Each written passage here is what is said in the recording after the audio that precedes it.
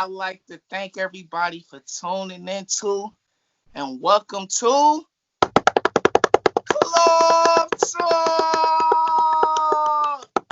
Yo, so today I have a very special guest. He's the CEO of MGU, also the secretary of the Cleveland Stonewall Democrats, and also is the president of Urban League Guild, Mr. Billy Sharp, everybody. How are you? Yes, I'm doing How are great. you? Thank you for having me. Always. So how are you doing, sir? How's your day going? It's been pretty busy. We just got done taping a 2020 census job fair for the Urban League. It's a conjunction with the Urban League, the Census Bureau, and the Urban League Guild. So it was pretty successful. You can find that on Facebook and the Urban League's Facebook page, and so is the Guild's page too. Okay, so all right. So before we get going, I wanna what's the mission of the Urban League Guild? So the mission of the Urban League Guild is to assist the affiliate, which is the actual Urban League of Greater Cleveland, in any of the programs or events that they have. So we Hmm. volunteer at the door, we set up programs, set up events, so on and so forth. But within that, the Urban League Guild itself actually has some programming too. We have voter awareness, a health awareness committee, and so on and so forth. So there are programs that we put on each year. One is a Meet the Candidates Forum, which is really huge for us every year. We have a health fair that we do every year, and some other events. Okay, that's dope. So what got you started into politics? So, how did the story begin from, to now to how did it start? So I was probably pretty young. The first councilman that I ever knew of in regards to politics was Jay Westbrook, who lived. We lived on the west side at that point. It was Ward 18 back then, and every year they did a Christmas tree lighting ceremony down Detroit Avenue, and Jay Westbrook was sort of the master of ceremony. Okay. And I just saw him doing this thing and got interested in politics. Shortly after that, Mike White at that time was not mayor, was running. He had a campaign office in one of the office storefronts in my apartment building. So I'm hanging out in there in that office, and it kind of snowballed from there. That's when I guess what they call when I got the fever. Okay. So what was when was like a time that like this is for me, serving the community is for me? Was it like at a moment that you knew, or you always had that in your heart, like you always wanted to do something for the community? Um, the Hello? to you hear me? Yeah, I hear you. A blessing and a gift to operate in politics. I was in high school and I was running for student body government president, and I went back and started watching John F. Kennedy tapes and how he campaigned, so on and so forth. And I tried to model my campaign around that. But the part that let me know that this was the thing when I saw the joy on people's face when you complete a task or render a service, and that was just a look that you couldn't beat. So I from that point I think I was kind of sold. Okay, perfect. So do you feel like what can be something that you would tell the youth right now that's, not currently in the politics, but, got one foot in, one foot out? What would be, the 20-year-old Billy Sharp, tell the 20-year-old person that want to get out there but can't, or don't, are scared to? Uh, responsibility. And I know younger people don't like to hear, it's our history that brings us to this place, and we have a different relationship with politics and voting because of who we are as African Americans. Well, I always feel we owe it to those that came before us because unlike others, our people died for us to have the right to vote. Unlike others, our vote is the only vote, the right to vote that comes up for renewal every so often. So we don't have, as young people and older people, as African Americans, we don't have the opportunity, or what I call black privilege, to say, well, I'm not going to vote until this happens. I'm not going to vote until that happens. Because if we get to a point where we're not voting in mass, when our stuff comes up for renewal again, they can simply say, look at the data. They're not voting anyway.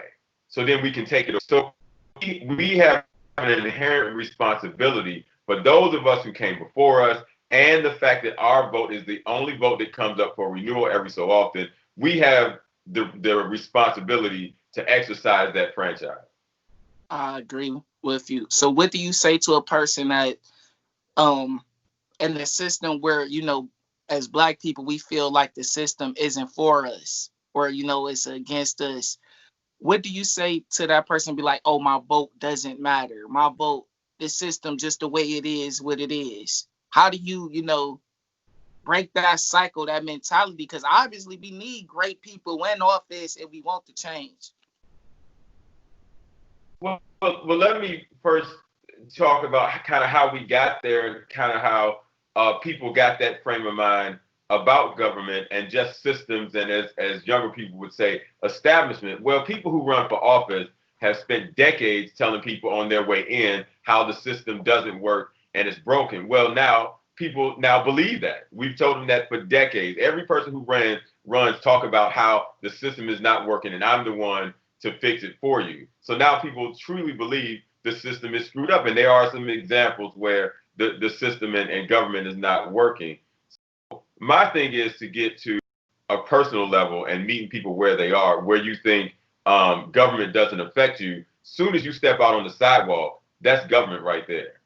Soon as you turn on your lights, that's government. The water coming in your tap, that's government. Somebody is elected to regulate that, to make sure that you're getting clean water, that's government. Your grandmother, grandfather, even if you're not caring about yourself, your relative, neighbors, you should be voting for them. If you think I'm 21, 22, that this bill doesn't affect me or that bill doesn't affect me, maybe it doesn't. But maybe it affects your neighbor, maybe it affects your grandmother, maybe it affects your mother. So in that, you should be exercising your franchise and voting. Okay, perfect. I agree with that. So who was some revolutionaries, or, some political people that you looked up to? As I alluded to, JFK, one of them, Martin Luther King, and so many, uh, uh, Minister Farrakhan. It's many of them. It's many of them. Jesse Jackson, who I had the pleasure to meet some time ago here in Cleveland. I just look back to those leaders because they really had what we don't have, which is what united us back then was racism was right here in your face, because you couldn't go to certain establishments, you couldn't go and drink out of certain water fountains. So it affected everybody. We've gotten to the point now that we believe it doesn't affect all of us. It does still. It affects all of us, but it's just we can't see it. I started coining something called black privilege, that you as a young person won't vote because of whatever your trivial reason is. But remember, back then, you live on black privilege because now you can walk through the front door of a restaurant and sit down at the counter, because we had people that went for so many years, got beat up, bitten by dogs, so on and so forth, to give you that black privilege. But the black privilege is that you say you take that for advantage. So you take that for advantage. I'm not going to vote because this or that. That's a lot of black privilege that you've taken, to say you're not going to execute that franchise that people died for. Okay, I agree with that. So what's your thoughts on, I'm going to switch it up and just talk about current events right now. What's your thought about the protests, that's going on, for the injustices that honestly we just been facing for a long time? I just feel like this protest is just a result of just years and years of frustration. So what's your thoughts? Connection messing up. Frustration of being decades of frustration, being mistreated, watching our people die in the street. The pot is boiling over, and the nation is now talking. The question is somebody listening? Those are those people who are in the powers that be are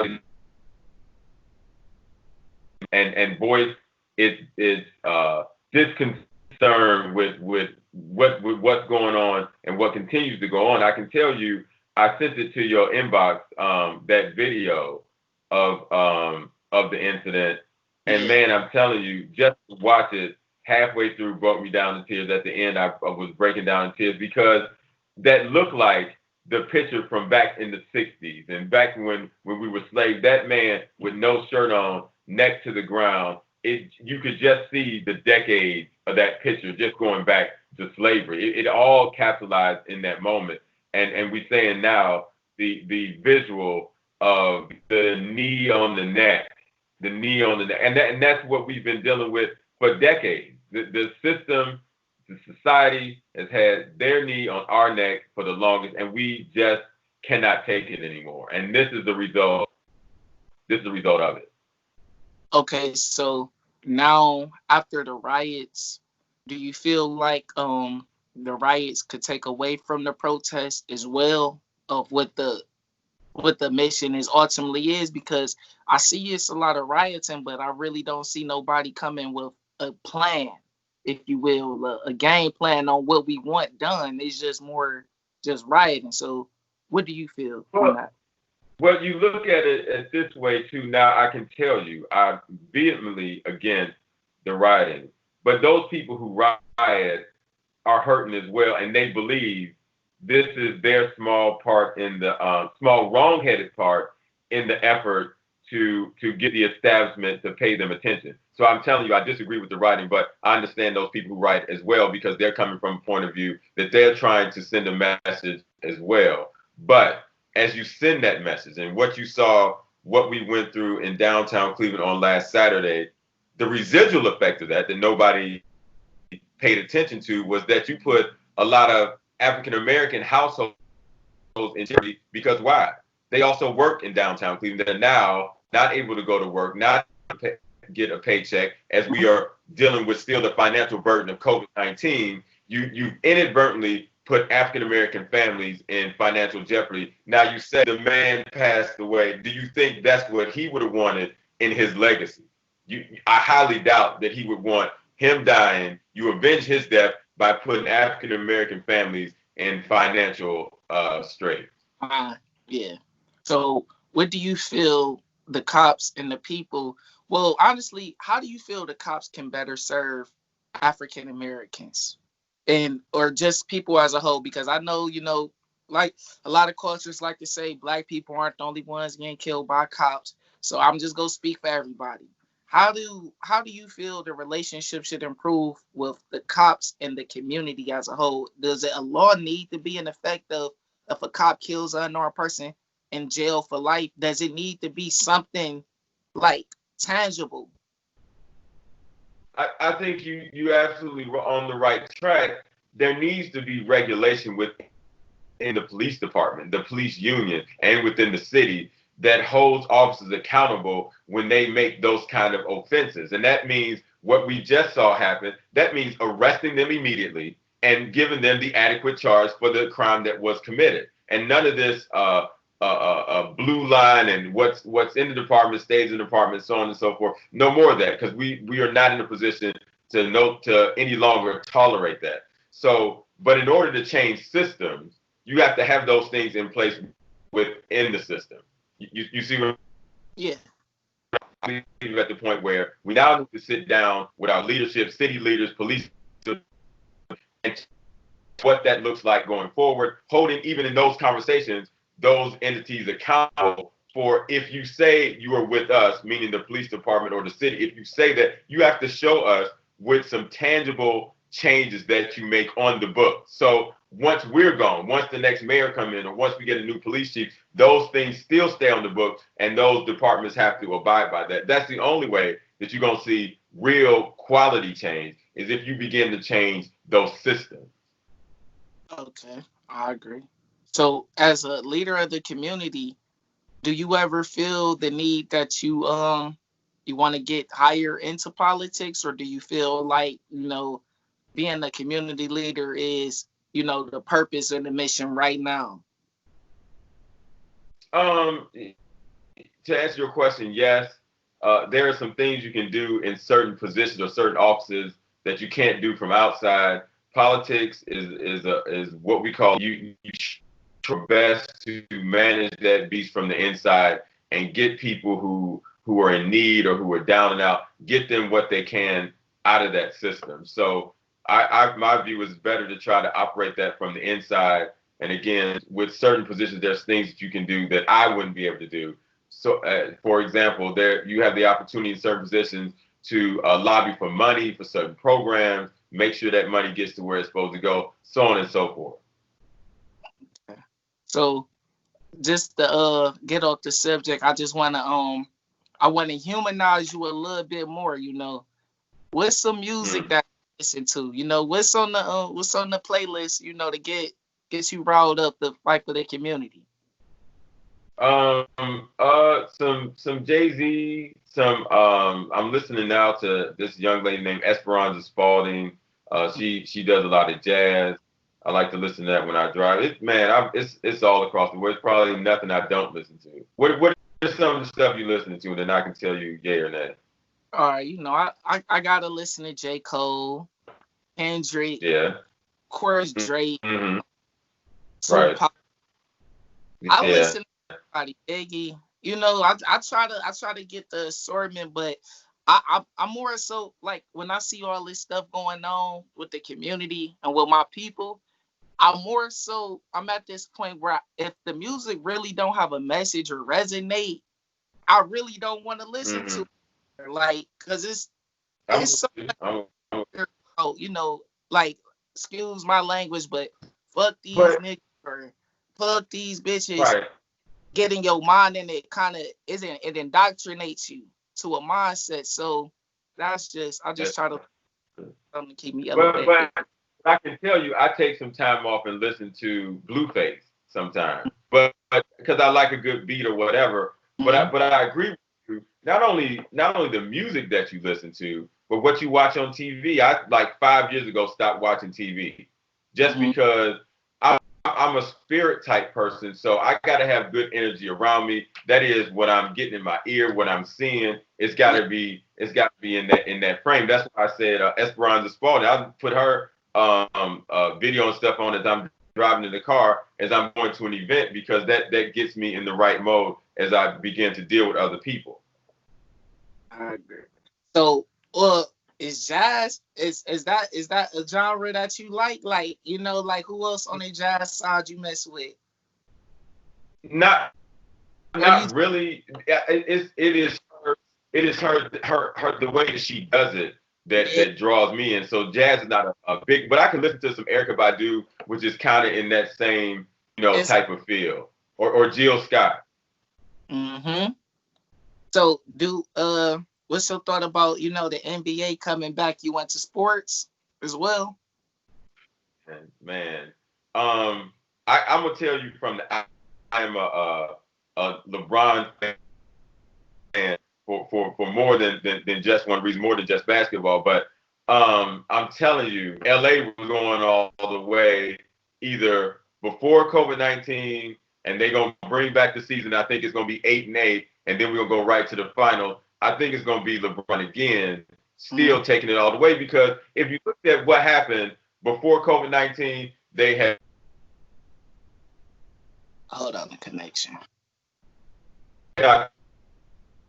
Oh, from the Bucks. yeah, Giannis.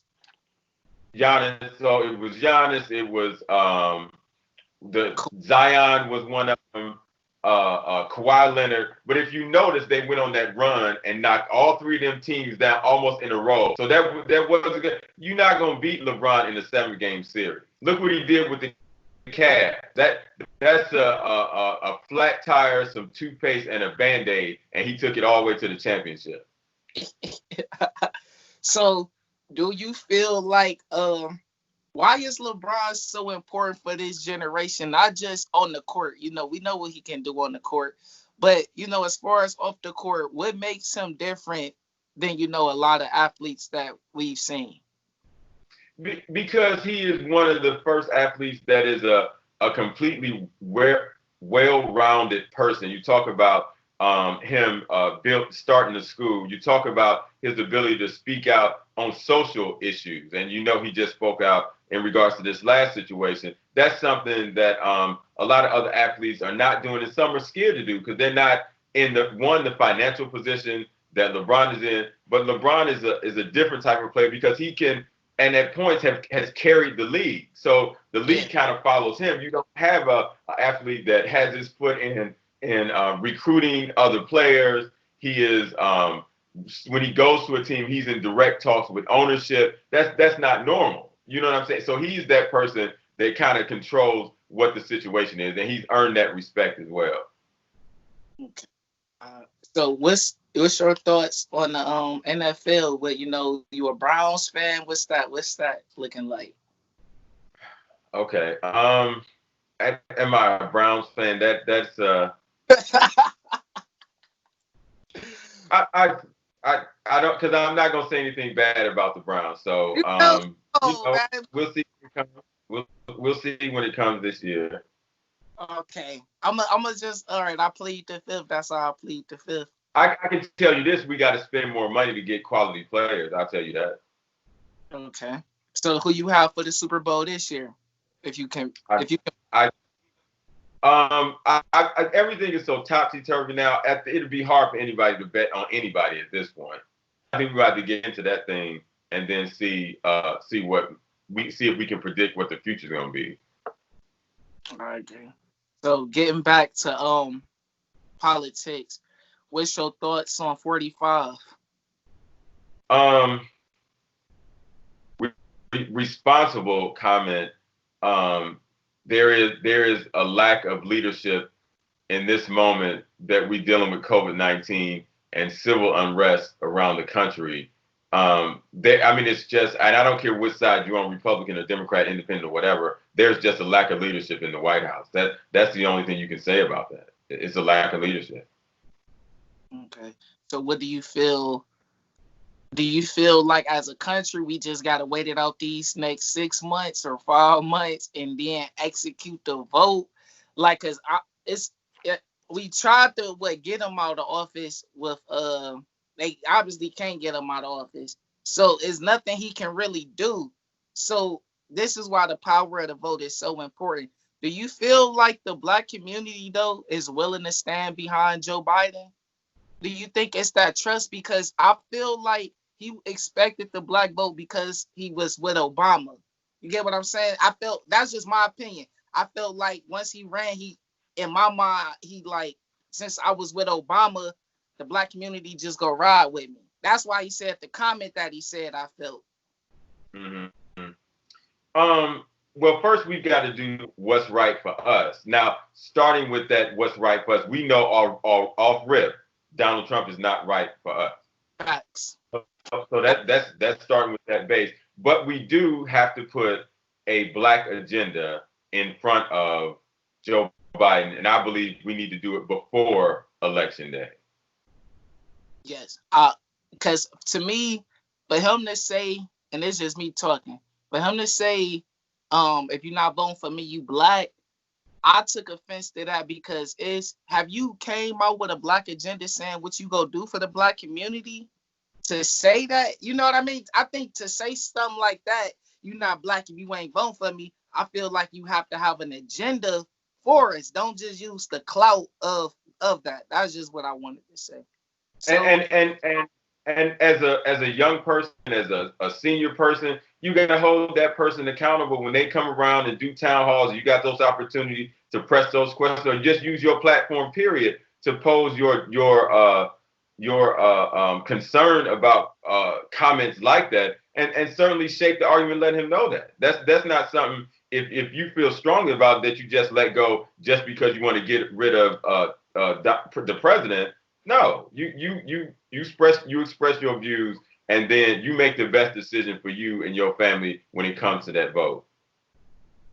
So yes. So why isn't it a lot of I know you won't be able to probably answer, but this just to throw it to you for somebody with knowledge and then working in politics. If it's always just going back and forth with Democrat, Republican, how come we rarely elect independent presidents with somebody that's just more neutral? Because the two-party system is so strong. I've been saying this for years. When we go back to what's his name? He tried to start a third party years ago and had all the money in the world, but the Democratic Party and the Republican Party is so well structured. It's really hard to get a strong third party. It is that the people, the largest voting block is people who don't vote. That's the largest voting block just by the number.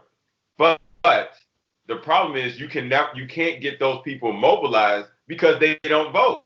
They're not interested in politics. Yeah. So if somebody could ever come along and get that group of people galvanized, you could potentially start a robust third party. But that is very, very difficult. Just are not interested in voting at all. And both parties try to pick them off by doing voter registration campaigns and telling them why it's important. And you do pick some people off, but that's a large block of people. And think about it, any ward in Cleveland, you have 10,000 people that are on the voter rolls. That means those people are registered to vote and maybe have voted one or two times in the past. But when election day comes in a ward, you get maybe 4,000 people to vote out of 10,000. You see what I'm saying? Those are people who are registered. So the voter registration doesn't work on them because they're already registered. The thing is getting them to actually vote. So do you feel like it should be a new method for voting?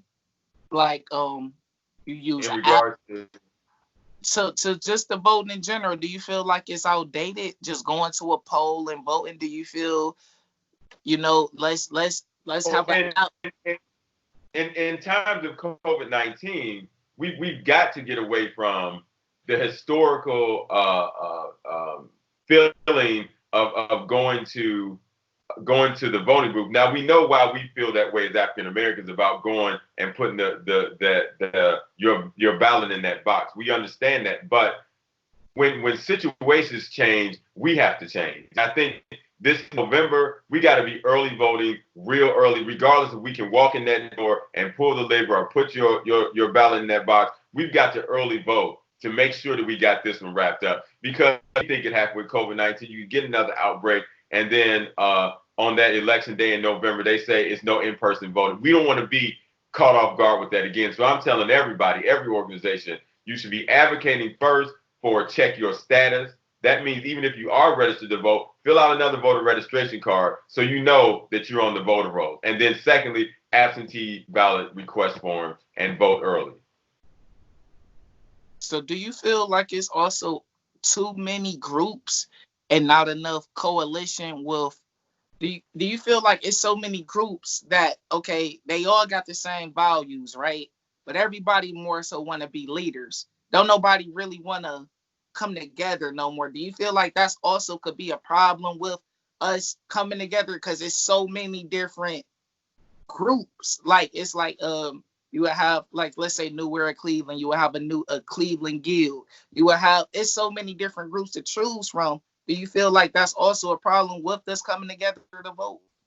Well, let me say first that if you are a person who's interested in getting involved, find that group that fits your niche and join that, because there are different groups that have different lanes. So, for example, the Urban League is more education, minority business type organization. NAACP, civil rights, that sort of thing. So you as the individual need to find your niche and then go join that group. I think you're correct in saying that sometimes there are too many groups doing these same things, so it makes it seem like you're kind of all over the place. So I'm like you, I'd like to see more of a coalition between organizations. We've certainly started that at the Urban League and the Urban League Guild with close partnership with National Action Network and NAACP on this side. So you have all three of the historic civil rights organizations kind of working together on different initiatives, such as registering people to vote and obviously the 2020 census.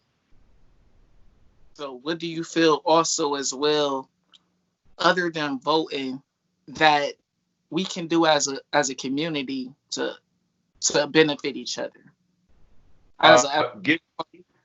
give back to your individual community, volunteer, go back to the basics, talking to your neighbor, just start there, some neighbor conversations, how you doing, how's it going, so on and so forth. We got to get back to the basis of in-person communication, making sure that we all okay.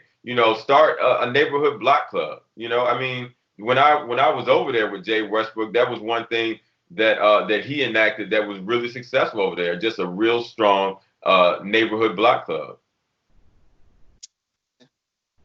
Do you feel, why is it that a lot of black groups, like when you make a black group, we get tagged as black extremists or domestic terrorists? Why do you think that's the reason why also a lot of a younger generation, because we seen the Panthers, we seen that, but we also seen what happened.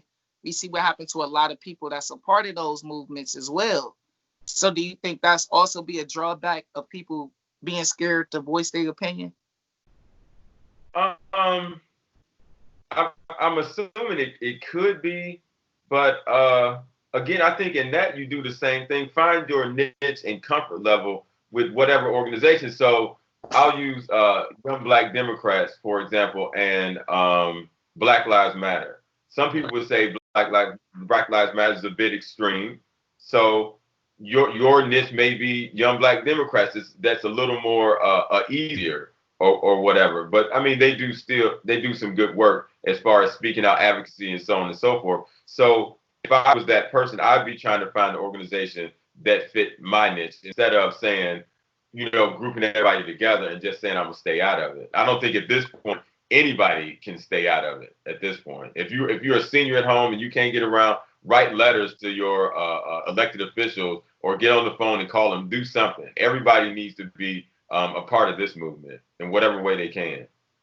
Uh, so I agree. So why does this death with, it's just like the feeling with George Floyd. And I know we seen the video, but we seen videos, countless videos of cops killing unarmed people. We just seen the Ahmaud Arbery, rest in peace, Breonna Taylor as well. What makes, what do you think made this so differently to make us react like this? Because we Because you've had enough. You've had enough of just what you talked about. You've had enough of seeing on video us getting killed and then the officers getting off. You've seen enough of that, and enough is just enough. That's the most simple answer that you can give, is that you've just had enough. You looked at the last video you want to see from an African American getting killed by somebody and it just being ignored. You've seen enough of it. and it's just modern day lynching. It's just like how they just lynch the people in front of us. It's just now they just take it to social media and just lynch us in front of the world. And I just feel like a lot of black men, and this is me saying this, a lot of men is scared, or black women is also scared, because if you see you getting killed by this opposition of white supremacy, I feel. I'm not saying not all white people is bad. Let me say that. But when you see yourself getting killed, it's just like, damn, like, all I'ma just be killed. It's just like it messes you up mentally. Like, damn, they still in power no matter what you do, no matter how much money you made. Cause they'll kill an unarmed poor person, they'll kill an unarmed rich person, an unarmed person. It doesn't matter what you do. You can be But peaceful. look at this though. Look at this as you talk about your mental state. It is very mentally jarring to see on camera a crime being committed, ending in murder. You watching it on camera, Mm-hmm. and then the person still get away. That just mentally screws you up. Like, I'm watching the crime happen, and you telling me that this person will not be convicted. Right. Man, that messes with your mind to no end. That you for yourself see it, and you telling me you got some legal justification for what I just saw. So basically, you telling me I didn't see what I just saw. Right. And then if you saw the autopsy reports, they said that he died of a heart attack, and Yeah, it was. that But they tried, but I think the final autopsy report came out that he had no underlying conditions whatsoever, and it was the fact that you had your knee on his neck for 8 minutes straight. And while two other officers hold the rest of his body down.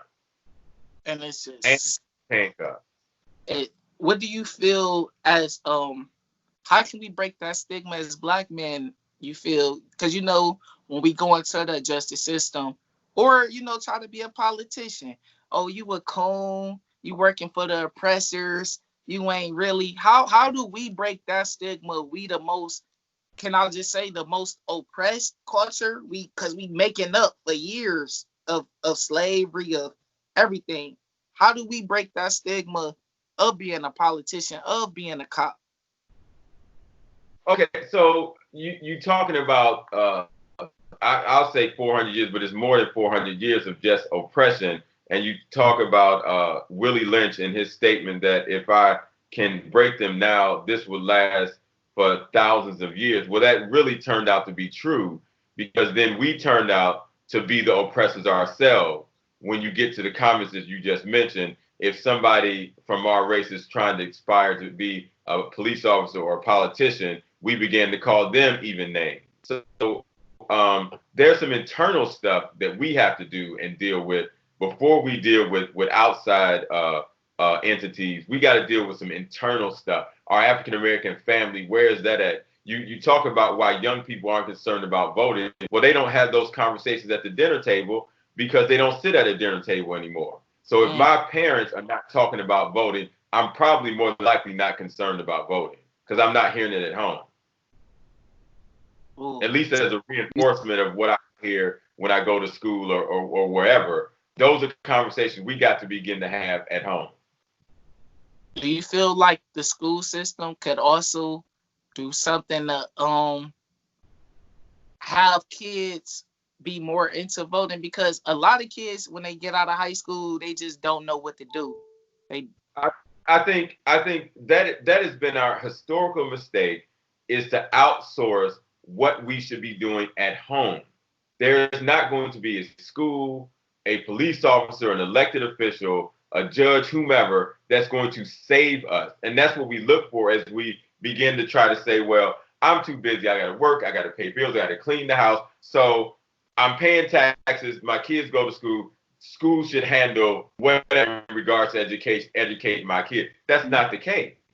As you can see, it's not the case. So is it going to be harder, and you may have to stay up a little bit later with your kid or whatever, or have them turn the TV off or put the video game away for a while so you can get some quality education time? That's going to have to happen, but that's going to have to happen at home. And let's not continue to try to outsource our issues to other, and we want to outsource it to the recreation center or the library or the school system or whomever. No, that's stuff we've got to begin to do at home. Is it going to be hard? Yes, it's going to be hard, but we really got to get our home system together. What's some books, if you have any, to share with us before I let you go? What's some books and also a message that you have that you can share with us? Like a book that that you read, inspired you, or that you be like, man, I'll tell somebody about this.